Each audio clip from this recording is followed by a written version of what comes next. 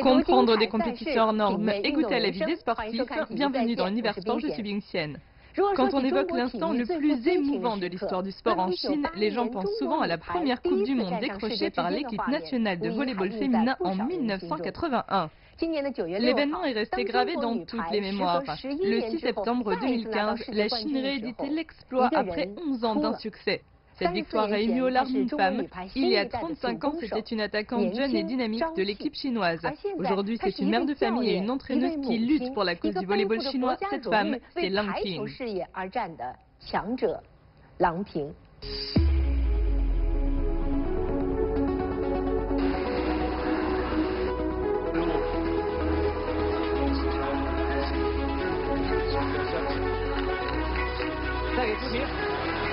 Magnifique, superbe action, la Chine marque le dernier point et devient championne du monde.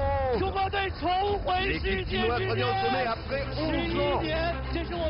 C'est un des trois sports de base dans lequel la Chine peut être fière de ses résultats. Pour être fort, il faut affronter toutes les difficultés.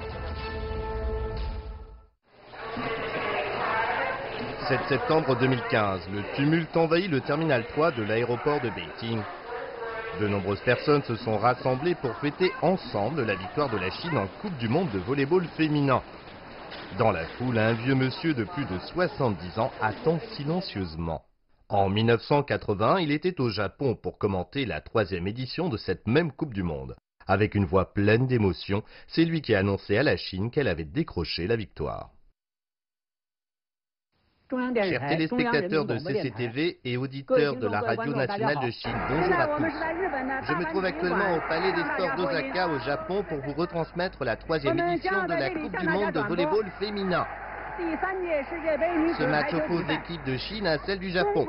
C'est la finale et c'est du direct.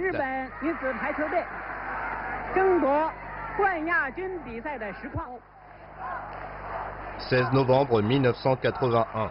Des milliers de supporters japonais envahissent le palais des sports d'Osaka. Ils sont en effervescence, mais restent disciplinés. Les Chinoises ont éliminé sur le score de 3-2 l'équipe américaine, que le Japon considère alors comme sa plus grande rivale.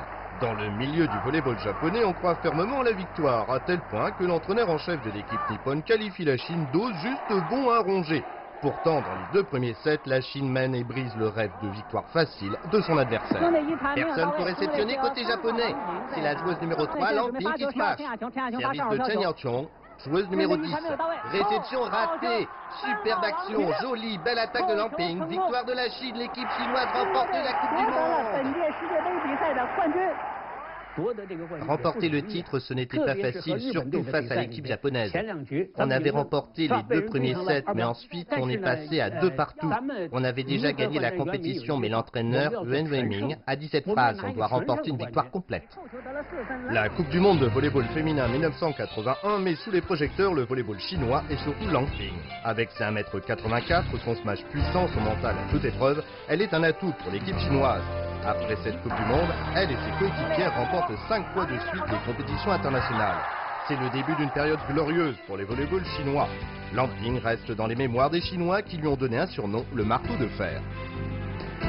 Le marteau de fer, c'est un surnom que tout le monde trouve approprié. Pourquoi? Parce qu'elle mesure 1m84, ce qui en impose.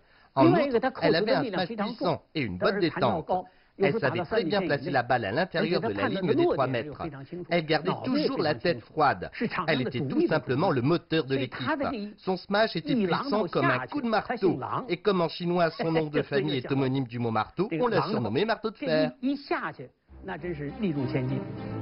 En 1986, après avoir aidé la Chine à décrocher 5 titres internationaux consécutifs, Lang Ping quitte l'équipe et décide de faire des études à l'étranger. Pendant les années qui suivent, elle joue au volleyball pour payer ses frais de scolarité. Elle est très occupée, mais sa vie privée est un long fleuve tranquille. Pendant ce temps, le volleyball international féminin connaît de profondes mutations. De 1987 à 1994, l'équipe chinoise ne remporte aucune des 3 grandes compétitions internationales. La médaille de bronze au JO de 1988 est le premier choc. Après avoir évolué au club de Modène en Italie, Lang Ping réintègre l'équipe de Chine en 1990, mais n'y reste qu'une année pour cause de blessure. Son bref retour ne permet pas à l'équipe dans la tourmente de retourner au sommet. En 1992, l'équipe chinoise se classe 7e au JO et 8e au championnat du monde de 1994. Elle est au creux de la vague. De première du monde, elle devient une équipe de second rang. La sélection a impérativement besoin d'un entraîneur expérimenté qui puisse booster le moral de ses membres. Lang Ping revient sur le devant de la scène. Être utile aux autres, c'est une bénédiction. Voici une citation tirée de l'autobiographie de Lang Ping. C'est dans cet esprit qu'elle a réintégré l'équipe nationale en 1990. Mais en 1994, quand son ancien entraîneur Liang Weimin l'invite à revenir en Chine pour assumer la charge d'entraîneuse en chef, elle hésite.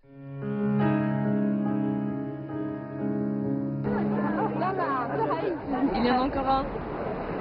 Il peut mordre? Non, non, non, non.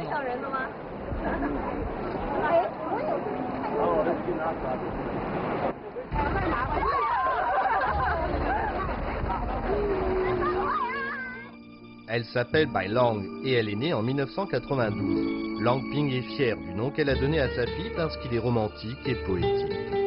En 1994, sa fille occupe presque tout le temps dont dispose Lang Ping hors du volleyball. Depuis la rupture avec son mari, elle chérit encore plus les moments passés avec sa fille. Mais cette charge d'entraîneuse signifie qu'elle doit se séparer de sa fille. Lang Ping en parle dans son autobiographie. La maison, les 2 cours et la voiture, je lègue tout cela à lui et à notre fille. Après plus de 10 ans d'activité, il ne me reste plus rien. Je vais retourner en Chine, loin de ma fille. Je voudrais aller voir ma fille à Hong Kong. Mais je ne dois pas me laisser déborder par mes sentiments parce que je vais au combat. Quels que soient les résultats ou le destin qui m'attend, j'irai de l'avant, quoi qu'il m'en coûte.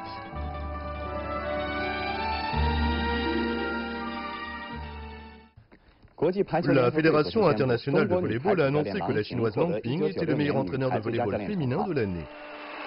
Les Chinoises décrochent l'argent au JO de 1996 et l'or au championnat asiatique. En seulement 2 ans, l'équipe qui était 8e au classement mondial redevient l'une des meilleures. Derrière ce succès, Lang Ping a fait d'énormes sacrifices. En 1999, c'est les larmes aux yeux que Lang Ping quitte son poste d'entraîneuse en chef de l'équipe nationale pour raison de santé. Bien qu'elle n'ait pas remporté le championnat du monde, une photo prise hors du terrain reste à jamais dans le cœur des amateurs de volleyball et des admirateurs de Lang Ping.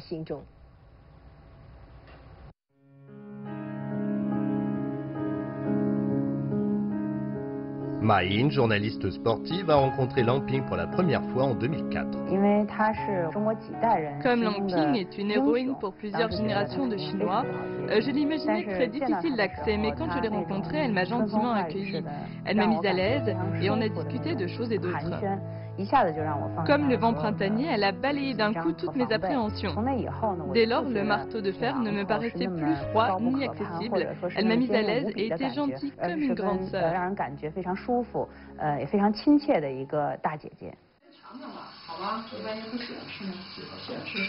Entourée de sa famille, Lang Ping soigne de vieilles blessures. Elle choisit un environnement relativement décontracté pour exercer le métier d'entraîneur. Peut-être à cause de son âge ou de ce qui s'est passé dans sa vie, Lang Ping révèle sa féminité à son entourage après avoir quitté son poste d'entraîneuse de l'équipe nationale.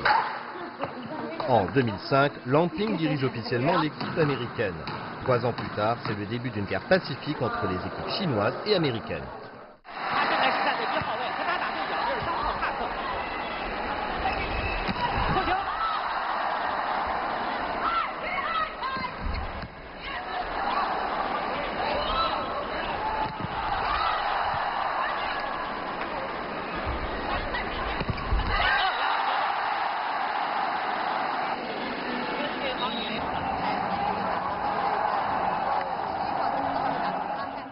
Vous n'étiez pas gêné, parce qu'après tout, l'entraîneur de l'équipe de Chine est un de vos amis très proches.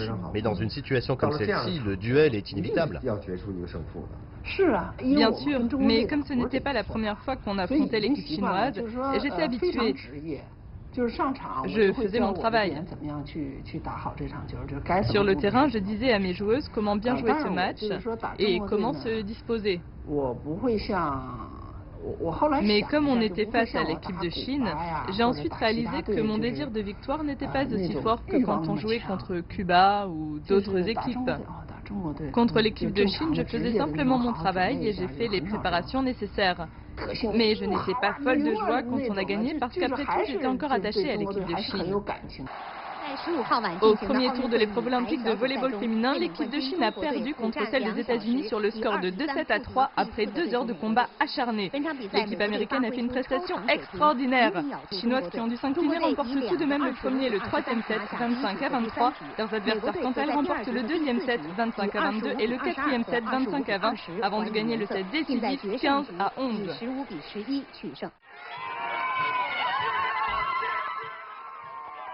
En 2009, Bai Lang est déjà une jeune adulte.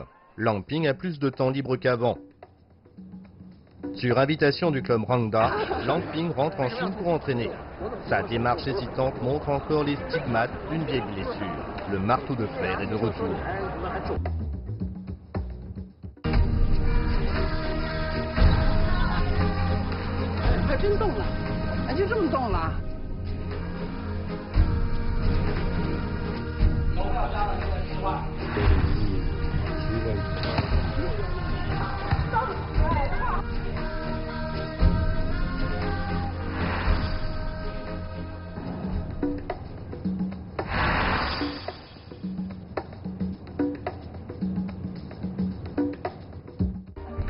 Lang Ping a un agenda chargé, mais elle y trouve toujours une place pour sa fille.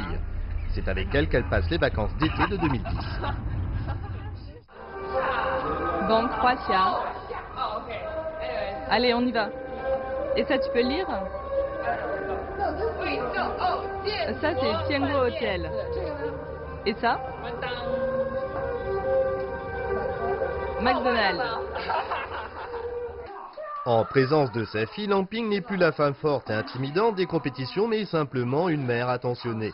Lang Ping est toujours très franche lorsqu'elle évoque sa vie. Pourquoi est-ce que j'ai choisi ce travail? C'est parce qu'il me permet de passer du temps avec ma fille. Vous allez dire que je prends encore ma fille comme excuse.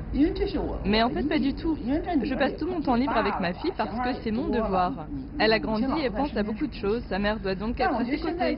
C'est comme une jeune adulte. On peut parler de beaucoup de choses. Et elle me téléphone presque tous les jours.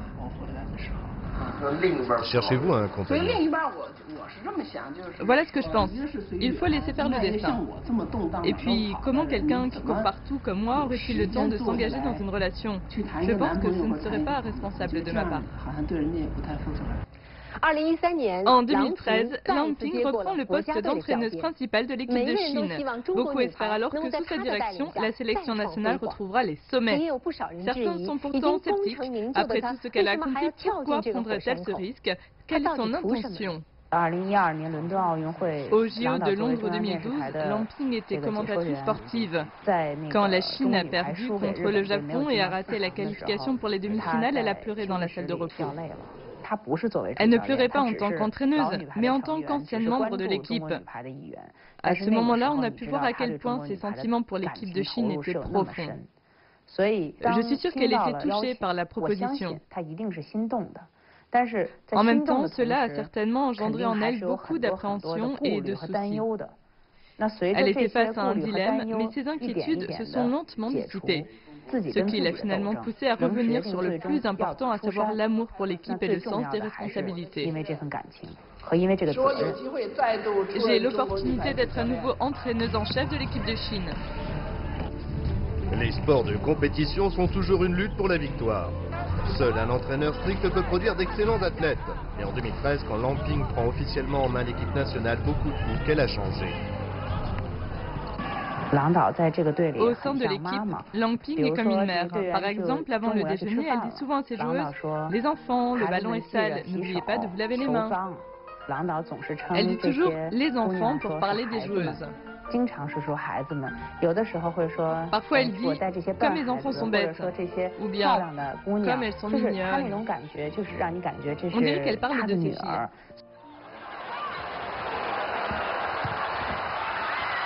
En plus de diriger l'équipe avec douceur, Lamping lance son projet de grande équipe nationale. Avec énergie, elle commence à former de jeunes joueuses exceptionnelles.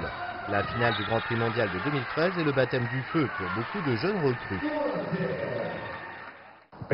Elle avait déjà fait ça au JO de Beijing 2008 quand elle entraînait l'équipe des États-Unis. Ce qu'elle veut, c'est former des joueuses talentueuses pour l'avenir du volleyball chinois.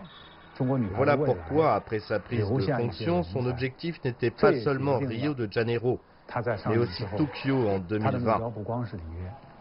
Avec ce plan sur le long terme, elle a beaucoup de choses à prendre en considération lors de la sélection des joueuses.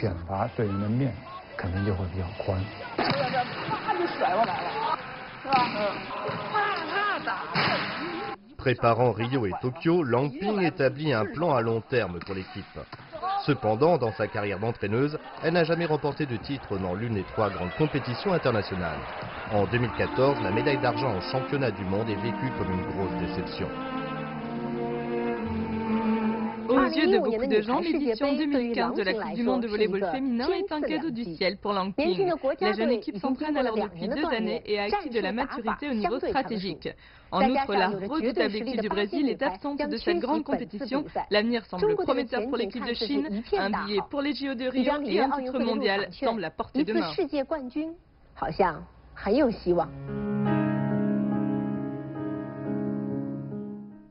Concernant cette Coupe du Monde, je vous révèle un secret. Avant l'événement, j'ai rendu visite à Lamping. Je lui ai dit que d'après moi, l'équipe de Chine de volleyball féminin avait la capacité de remporter le titre, que nous avions 2 opportunités, la Coupe du Monde et les JO de Rio. Il fallait saisir une de ces occasions, quoi qu'il en coûte. En souriant, elle m'a dit, « Monsieur Song, le temps des moissons est arrivé. » Le temps des moissons est arrivé. Après 2 années d'efforts intenses, c'est enfin le grand moment. Lamping, qui a vu grandir ses jeunes joueuses comme si elles étaient ses filles, est impatiente de voir leur épanouissement. L'équipe de Chine a gagné un set, mais Su s'est blessé en tombant.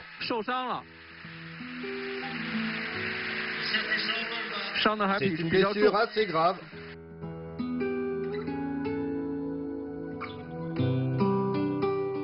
C'est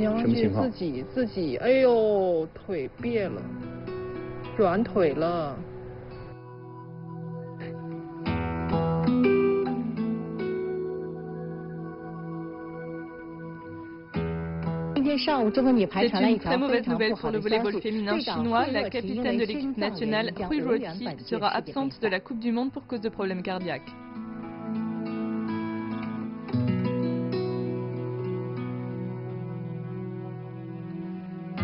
Je crois que le coup a été encore plus dur pour Lamping que pour les joueuses. Si Hui Ruoqi n'avait pas eu de problème de santé, Lamping aurait eu le meilleur atout dans sa carrière pour remporter le titre dans l'une des grandes compétitions internationales. Mais c'est tombé juste au moment où les matchs allaient commencer. Après cet incident soudain, j'étais sous le choc, découragée. Les ennuis de santé ont fait des ravages parmi les joueuses. On aurait dit une hécatombe comme à la guerre. C'était démoralisant. À cette époque, je n'avais pas les idées claires, je ne savais pas comment faire face à la situation. Je trouve que le plus spécial chez Lamping, c'est que contrairement à la plupart des gens qui perdraient leur temps à se morfondre et à se plaindre après un revers, elle prend les difficultés à bras-le-corps pour trouver une solution. Lamping dispose de peu de temps pour trouver une solution. À ce moment-là, l'équipe de Chine est déjà en chemin pour la Coupe du monde au Japon. Lamping doit constituer une nouvelle équipe en pleine compétition. Dans un sens, ces 11 matchs disputés lors de la Coupe du monde 2015 ont constitué la meilleure scène pour mettre à l'épreuve les compétences de Lamping.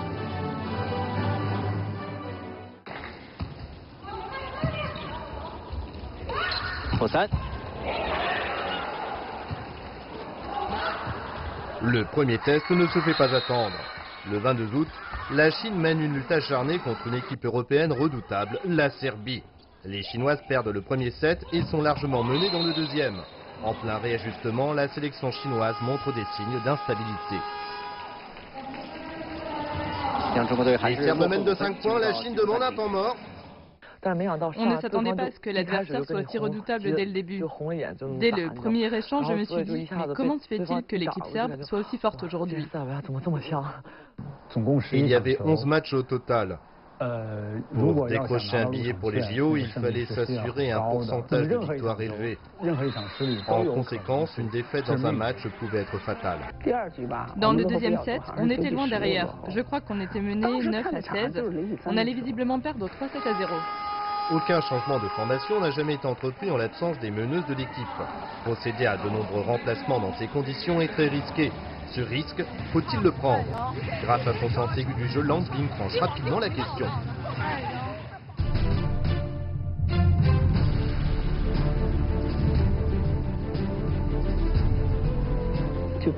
Il fallait faire des remplacements et beaucoup. Pourquoi? Pour changer le rythme du jeu.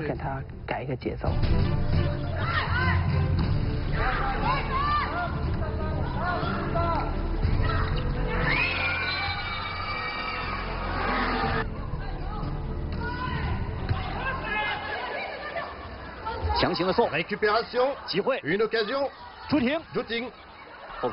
Il y a du monde à l'arrière. Passe et smash, joli point. Ce changement d'envergure se révèle efficace. L'équipe de Chine arrive à renverser la situation. Face à cette formation qui leur est inconnue, les Serbes sont un peu décontenancés. Après les remplacements, j'ai remarqué que l'entraîneur de l'équipe adverse me regardait comme pour dire « Mais à quoi est-ce que vous jouez ?» Moi non plus, je savais pas. C'était pour essayer. Après cette première victoire en Coupe du Monde, le sort s'acharne sur Lang Bing sans pour autant l'arrêter.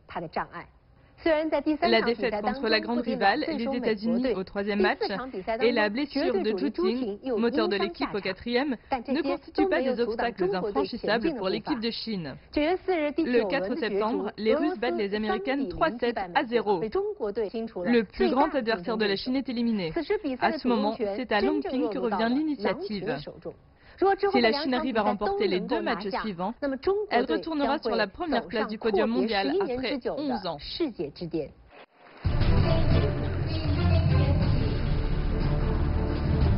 Face à une équipe russe auteur de victoires triomphales, la Chine remporte à l'arraché le premier set 25 à 23. En vue de cette lutte acharnée, Lang Bing s'est complètement préparé en analysant toutes les joueuses russes. Au profilé de Zhu. Notre mental, notre combativité ainsi que nos connaissances stratégiques et notre intelligence devaient être mises à profit au cours de ces 3 derniers matchs. Il ne fallait se faire aucune illusion ni avoir peur de perdre. Jouer contre l'équipe de Russie, c'était davantage une délivrance. On attendait cela depuis longtemps, cela faisait 1 an qu'on s'entraînait. Même si beaucoup de nos joueuses s'étaient blessées, on voulait tenter le tout pour le tout. On était prêtes à tout perdre et à reprendre 1 an d'entraînement. Regardez l'attaque adverse. Bon profilé, joli, victoire de la Chine.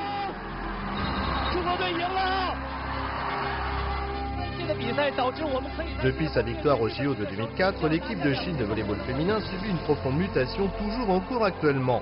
Pour Lang Bing, la tâche la plus importante est de préserver la rapidité et la flexibilité de l'équipe au cours de cette transformation difficile. Aujourd'hui, ces années d'efforts portent leurs fruits. Des contres au filet puissants, des attaques redoutables, rapides et variées, ainsi qu'une défense solide à l'arrière sont autant d'éléments qui caractérisent l'équipe chinoise. Le match terminé, les joueuses laissent éclater leur joie. Lang Bing, qui d'habitude garde son sang-froid, fait un quart de tour en sautant pour marquer le coup. Ce mouvement d'apparence anodine prend un sens particulier quand on sait qu'il est fait par quelqu'un qui a été opéré plusieurs fois au genou.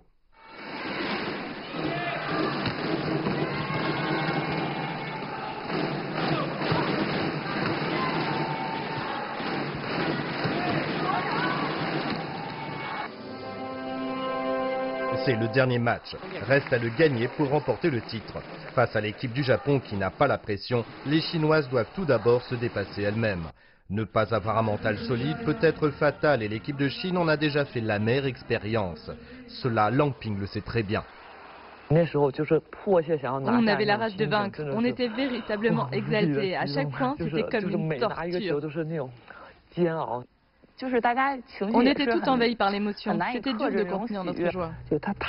Si elle se laissait envahir par le désir de remporter le titre, de décrocher une qualification, elle risquait de perdre leur sang-froid.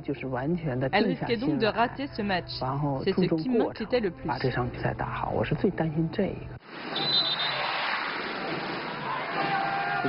C'est Yuri Nabeya qui sert à nouveau pour le Japon.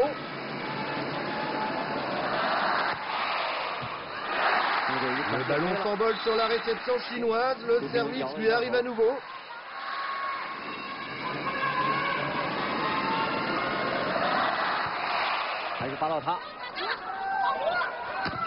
Passe dans le dos.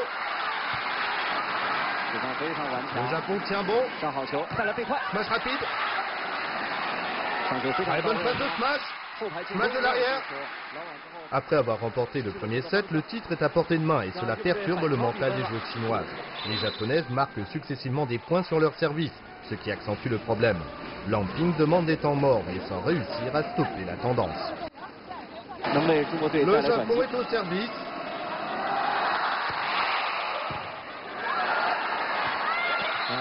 Ah, la passe après réception est ratée.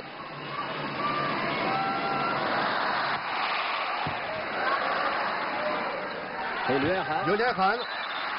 Elle manque encore le point.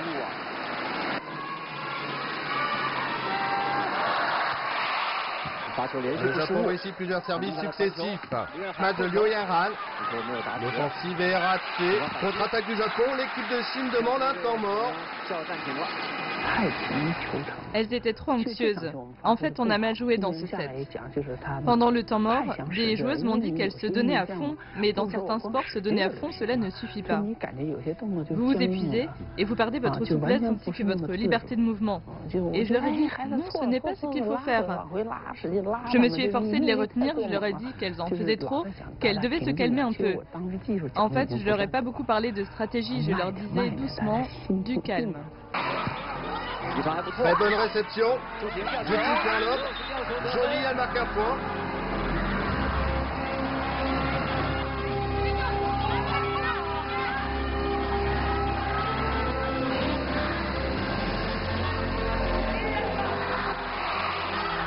Le Japon rate son service. C'est un moment crucial durant lequel l'adversaire ne peut rester de marbre. Même si cela ne fait qu'une minute qu'elle est sur le terrain. Weituo Yue a l'opportunité de pouvoir partager les honneurs de la victoire. Voilà une passeuse qui a un très bon service.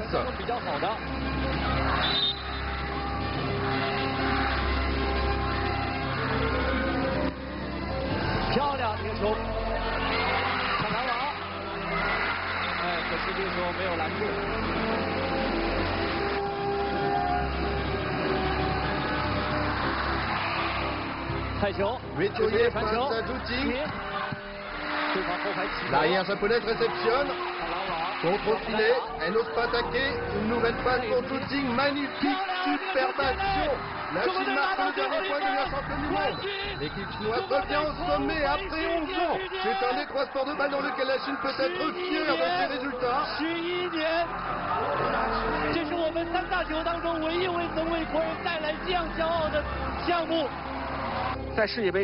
Avant la Coupe du Monde, 3 joueuses clés se sont blessées successivement.